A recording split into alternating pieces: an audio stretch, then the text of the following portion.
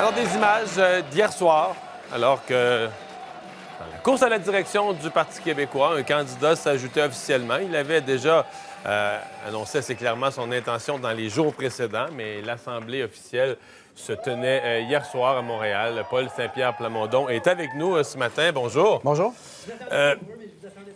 Qu'est-ce qu'on doit retenir de votre candidature? Comment on résumerait votre candidature dans cette course-ci?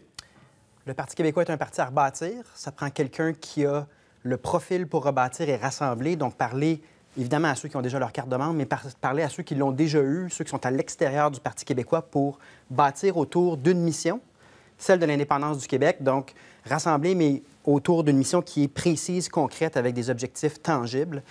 Ce qui est pas mal ce que le Parti québécois a réussi à faire lorsqu'il parle d'indépendance, rassembler les conservateurs autant que les sociaux-démocrates, c'est plus faisable parce que, indépendamment des différences d'opinion, on a un objectif commun, ça rassemble autant les plus vieux que les plus jeunes, Donc, vous voulez soit vendre des nouvelles cartes de membres ou renouveler des cartes de membres de gens qui ont été échus depuis un an ou deux puis qui s'en occupent plus puis qui sont plus intéressés, mais vous voulez les ramener à bord? Les péquistes qui ont voté CAQ parce qu'ils voulaient sortir les libéraux à tout prix en 2018, les jeunes militants en environnement qui sont plus tentés par Québec solidaire parce que le Parti québécois n'a pas pris sa place sur le plan de l'environnement, des jeunes comme des plus vieux. Mais le moteur de ça, la locomotive, et c'est ça le signal de ma campagne, c'est l'indépendance. Donc, il y a un changement de discours aussi parce que le contexte a changé. Les prochaines élections ne porteront pas sur sortir les libéraux. Ça, c'est derrière nous. On a un gouvernement de la CAQ qui se dit nationaliste. Il fait des demandes au Canada. Et ces demandes-là sont répondues par des non à répétition.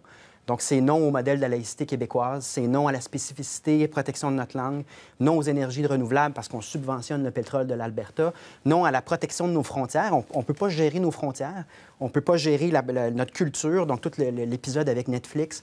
Donc, on se fait dire non par le Canada. Et la réponse à ça, c'est l'indépendance. Et je pense que le Parti québécois doit assumer ce qu'il est. Il doit parler d'indépendance en disant « Je veux réhabiliter cette idée-là.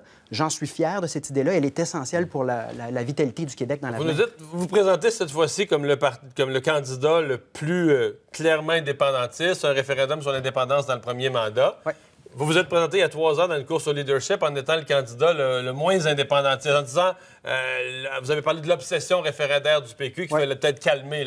C'est un gros virement. Vous me dites que le contexte a changé assez pour qu'un candidat... Bien, deux choses. C'est pas un revirement sur les dates, dans le sens que j'avais donné un cap 2022, puis le consensus chez les militants, dans le débat également, c'était, là, les prochaines élections, là, la place pour l'indépendance, alors que le feu est pris, là, l'élection va porter sur remplacer les libéraux, donc on s'est donné l'échéancier de 2022. Donc, j'ai pas changé de date. Essentiellement, la question qui se posait le lendemain de la dure défaite du Parti québécois, c'est est-ce qu'on a une raison de reporter à nouveau notre échéance? Ou, moi, honnêtement, j'en vois pas, et les militants non plus n'en voient pas, c'est important de le dire. Il y a eu un congrès de refondation du Parti québécois, les militants ont parlé. Ils disent, on veut que notre action politique soit autour de l'indépendance parce que c'est ça notre raison d'être, notre raison de... Je vous entends sur le fait que vous êtes dans l'historique du Québec, il n'y a pas de raison peut-être de changer la date. Mais comme parti, le fait d'avoir subi une raclée électorale, de finir avec maintenant 9 députés, 4e parti à l'Assemblée nationale, est-ce que ça ne devrait pas remettre en question de dire Au contraire. Non, au contraire. Soyons-le clair, là, le Parti québécois ne reprendra pas le pouvoir en se présentant comme un parti de gouvernance beige qui est dépourvu de son âme, dépourvu de son projet.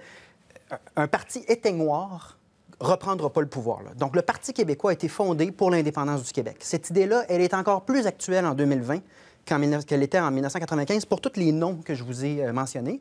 Mais l'idée, elle n'est pas présente dans la place publique, puis le Parti québécois est en partie responsable de ça parce que c'est un parti de pouvoir qui l'exerçait bien, à mon avis. Mais là, on a une opportunité. Puis de mon point de vue, si dans les circonstances actuelles où est-ce qu'on a juste 9 députés, puis les pourcentages qu'on a, si on ne saisit pas cette occasion-là pour faire de l'indépendance notre moteur, notre locomotive, si on ne le fait pas là, à mon avis, on ne le fera jamais, là. Donc, c'est une belle opportunité dans ce sens-là. Et c'est aussi, indépendamment des sondages, on ne va pas en politique en fonction du sondage d'aujourd'hui, ça change souvent. Moi, je vais en politique parce que je veux laisser d'autres choses à mes enfants que la culture du mensonge des politiciens fédéralistes qui dure depuis des décennies, le déclin aussi sur le plan linguistique, culturel qu'on ressent en ce moment au Québec et dont le Canada est responsable, pas juste au Québec, dans toutes les autres provinces canadiennes, les francophones mangent la claque. Moi, je veux plus être là-dedans, puis je veux pouvoir en parler avec sincérité puis transparence aux électeurs en disant, moi, c'est ça que je pense. Si vous n'êtes pas d'accord, votez pas pour moi, Mais si vous êtes d'accord puis vous êtes pour l'idée de l'indépendance, bien, donnez-nous une chance. Puis là, on arrive à un momentum, on arrive à en parler de manière positive.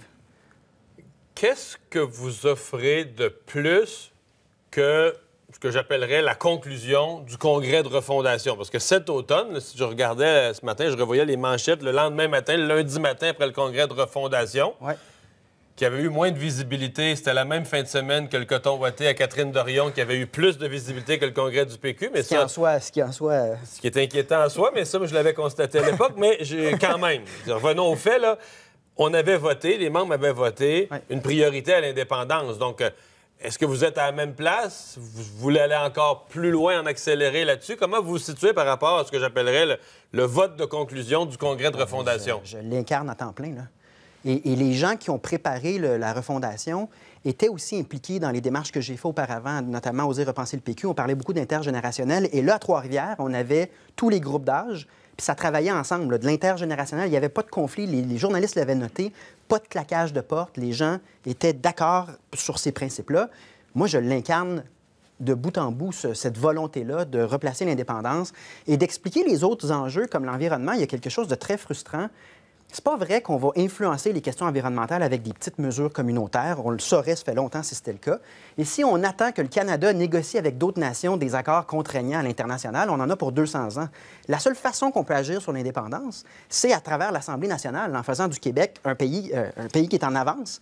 Mais malheureusement, on est pris dans le Canada où est-ce que nos subventions sont au service de l'industrie pétrolière, des décisions qui sont complètement incohérentes. Puis ça, c'est... Vous, dans votre esprit, l'industrie pétrolière, nous, on paye pour ça. Moi, je vous disais que l'industrie pétrolière, depuis 20 ans, on a reçu à peu près 200 milliards de ça, là, qui a payé nos écoles, nos universités, nos garderies à 5 piastres, 7 piastres, 8 piastres, mais je veux dire, on a... Bon, je comprends qu'on peut dire... On en a profité. On a profité. Les gens sont quand même prêts à passer à d'autres choses parce que c'est une énergie polluante d'un autre siècle. Et on ne crée pas de l'emploi, puis on ne crée pas de la vigueur économique à même notre propre productivité. On a le potentiel de développer des énergies renouvelables qui ensuite peuvent être une source d'avantage concurrentiel à l'étranger. Parce que des pays comme la Chine, en ce moment, sont en train de se poser la question comment on sort du pétrole avec des énergies qui sont moins polluantes parce que leurs villes sont invivables à cause du pétrole. Donc, pendant qu'on reçoit l'aumône, on reçoit des chèques de l'Alberta, on ne développe pas notre propre économie. Puis quand on regarde ce que le Canada verse en investissement direct dans l'économie québécoise, on n'a pas notre juste part. On reçoit de la péréquation, mais est-ce que c'est ça que les Québécois veulent? Moi, j'en doute. Je pense que les Québécois préfèrent bâtir leur propre économie. Quand ils reçoivent des chèques, ils chiolent pas trop.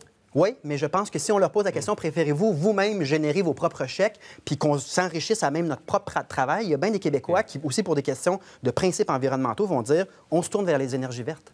Parlez-moi de Québec solidaire. Est-ce que dans votre esprit... D'abord, est-ce que dans votre esprit, ils sont des vrais souverainistes? Je pose la question. Cet automne, ils ont fait un congrès aussi pour dire qu'ils étaient indépendantistes terriblement, mais il y a des gens qui en doutent quand même. Est-ce qu'il faut faire Est-ce que vous ramèneriez ça à une coalition? Ça a été étudié par le PQ, qui s'est fait claquer à la porte de ses doigts, mais ça a été étudié sérieusement, qu'il faudrait être aux abords d'une sorte de collaboration avec Québec solidaire. Votre perception sur ce parti-là? C'est l'ennemi? C'est un allié? Dans toutes les positions que je prends, Québec solidaire n'est pas sur mon radar du tout, là. Québec solidaire, pour moi, c'est un chapitre qui est fermé. C'est-à-dire qu'on se définit en fonction de ce que le Québec a besoin. Québec solidaire a prouvé que sa parole était... ils ne tiennent pas leur parole. Ils l'ont fait à plusieurs reprises. Puis ils ont aussi traîné dans la boue le Parti québécois là, quand ils l'ont fait. Donc, est-ce que j'ai confiance en Québec solidaire? Absolument pas. Puis, sur la question de l'indépendance, il arrive avec un nouveau discours où est-ce qu'essentiellement, il ferait une constituante où tant des fédéralistes et des souverainistes s'entendraient sur une constitution, puis ensuite, les gens voteraient sur cette constitution-là au lieu de voter sur la question très simple, voulez-vous un pays? Mais tout ça, là, pour moi, ça me semble un plan parfait pour être certain que ça ne marche pas, là. Les chances que les gens votent... on le sait, là, quand on vote sur un texte au complet, les chances que tout le monde soit d'accord sont bien moindres que quand on pose une question un peu dans la tradition de René Lévesque, en voulez-vous un ou pas un pays? Et moi, je pense que je m'inscris dans la tradition du Parti québécois, la tradition de Lévesque de dire on va vous poser une question, on va la faire la plus simple possible, puis on pense que l'avenir, pour nous, c'est le pays. Rien de compliqué. Donc, Québec solidaire ont le droit à faire leur propre truc, mais quand moi, je pense à l'avenir du Parti québécois, je pense pas à Québec solidaire. Est-ce que vous souhaitez voir Guy Nantel sauter dans la course? Bien, je trouve que c'est bien d'avoir autant de noms intéressés parce que le discours de mort du Parti québécois, je trouvais que c'était complètement injuste et non fondé factuellement. Puis on en a encore une preuve. L'idée d'indépendance, elle est forte. Guy Nantel, c'est un humoriste que j'aime bien. Je l'ai vu en spectacle, d'ailleurs, il y a 8 mois, alors qu'il n'était pas question de chefferie. C'est un humoriste qui est drôle, qui est pertinent. Maintenant, ça lui appartient à savoir est-ce qu'il veut faire ce saut-là. Donc, pour vous, là, il parle peut-être de certains accommodements. C'est-tu compatible pour vous de faire une campagne à la direction puis une tournée de spectacle d'humour par les soirs dans le même 6 mois, mettons? Bien, moi, je peux juste vous parler des choix que moi, je fais. Moi, j'ai laissé tomber j'ai suspendu ma carrière d'avocat, donc je ne pratique pas. Tu t'attends plein là-dessus? Bien oui, là, j'en ai déjà fait une course à la chefferie, là. Puis je vais être définitivement à temps plein, puis je vais manquer de temps. Ça a des conséquences financières, ça a toutes sortes de conséquences, mais en même temps, c'est parce que si on se dédie à quelque chose d'aussi grand, d'aussi complexe également, moi, c'est ça le choix que je fais. Sur ces demandes d'accommodement au Parti québécois, c'est parce que le Parti québécois est un parti démocratique. Moi, j'attends les règles, j'attends la réponse du parti, là, puis les membres vont décider. Mais de mon point de vue à moi, tout est prêt. Il y avait 300 personnes hier à mon lancement, de l'énergie. Je sais ce que je vais dire, mon équipe est prête, on attend juste de se faire donner le go. Je vais me conformer aux règles, je n'ai pas de demande. Puis ce que les autres candidats font, rendu là, c'est au parti de décider, mais je ne pense pas que c'est à moi de commenter. Ce que j'ai à dire, par contre, c'est que c'est bien qu'il y ait autant de gens qui aient toujours de l'intérêt pour l'idée d'indépendance, et ça prouve que cette idée-là, elle est capable de revenir en force, qu'on est capable de la réhabiliter dans l'espace public en disant « il faut le faire, il va falloir fermer ce chapitre-là, passer à d'autres choses en ayant notre pays ». Petite question vite. Certains ont déjà dit Paul Saint-Pierre Plamondon est quand même proche de Catherine Fournier, parce qu'on a dit tantôt il y a 9 députés au Parti québécois, mais s'il y en a juste 9 plutôt que 10, parce qu'il y en a une qui a démissionné dès les premiers mois du mandat, la plus jeune, Catherine Fournier, que certains voyaient comme un peu une partie de l'avenir du PQ. Oui. Vous êtes chef, vous la ramenez à bord? Vous êtes confiant de ça? Bien, je suis de ceux, lorsqu'elle a quitté... Vous lui parlez encore ou pas? Bien, j'ai eu quelques contacts avec elle qui étaient très sympas. Je suis de ceux qui, quand elle a fait sa sortie, a été les plus compréhensifs. J'ai fait une sortie sur Facebook qui disait, bien, Catherine Fournier, là, elle s'est dédiée à l'idée d'indépendance. Elle fait des constats. Elle fait un choix... J'aurais pas pris le ton qu'elle a pris, là, puis ça, je lui ai dit en personne. Là. J'ai trouvé qu'elle était beaucoup trop sévère et dure envers des militants qui ont tellement donné à la cause et qui continuent de donner. Mais dans ces constats, elle avait des constats qui étaient vrais. Donc, quand elle choisit le choix de ne pas être dans un véhicule politique, mais d'être dans la sphère citoyenne, de mon point de vue, je dis, bien, laissons-la aller. Bien, elle est aussi un peu dans la brume. On n'entend pas souvent parler d'elle. Bien, elle a le fardeau de la preuve. C'est-à-dire, elle doit bâtir quelque chose dans la sphère citoyenne. Mais le PQ a eu tellement de déchirements dans son... Moi, ce que je pense que le PQ a besoin, là, c'est de stabilité puis de coopération, c'est-à-dire des gens qui travaillent ensemble puis qui ne s'attaquent pas les uns les autres. Donc, si Catherine a choisi d'aller dans la sphère citoyenne, mais qu'elle continue de travailler dans ce sens-là, puis on va essayer de rassembler le plus grand nombre possible. Surveiller tout ça. Merci d'avoir été là. Bonne campagne. Merci.